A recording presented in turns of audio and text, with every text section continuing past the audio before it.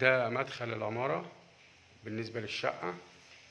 ادي مدخل اهو العمارة للشارع اللي عند فندق الشرطة. ادي المدخل اهو، ودي الاسانسير اهو، واخد بال حضرتك.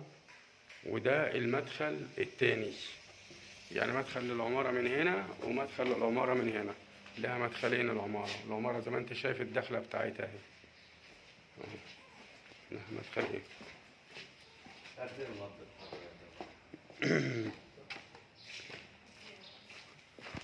ودي واجهة العمارة.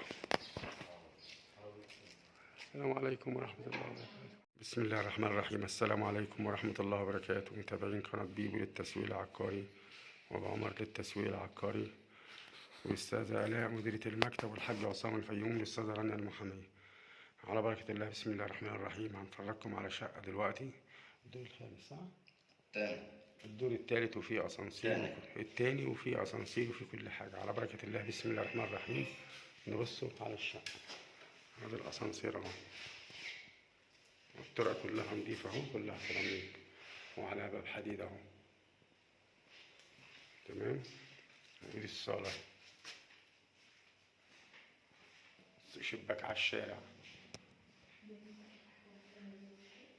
والسقف نضيف اهو، السقف نضيف اهو.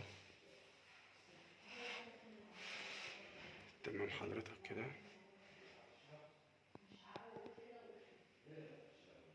كده الصالة. نخش مع بعض كده المطبخ. بس ما تنساش تشترك معانا بقى وتفعل الجرس ليصلك كل جديد. رقم التواصل بتاعنا 0155 122 73 68. ده المطبخ اهو زي ما انت شايف حضرتك اهو المطبخ. انا اهو. تمام. الشقة ديت على بعد حوالي 350 متر بينها وبين البحر. 350 متر بينها وبين البحر بيانكي عند شركة الكهرباء. تمام كده. الوصف تمام. والشقة في الدور التاني في أسانسير. تمام. نخش مع بعض كده. شفنا الصالة وشفنا المطبخ. اوكي. دي أوضة.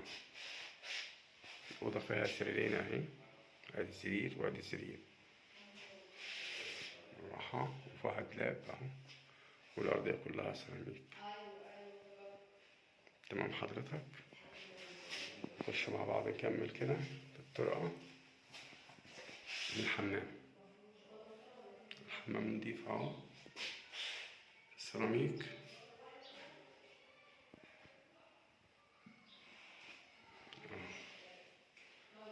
حمام 10/10، وبرضه على الشارع مش داخلي. ودي الأوضة التانية، برضه سريرين اهو.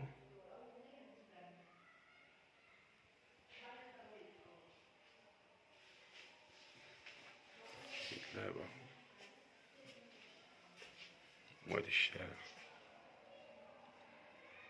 كله باصص على الشارع ده. تمام. بص على الشارع. تمام كده.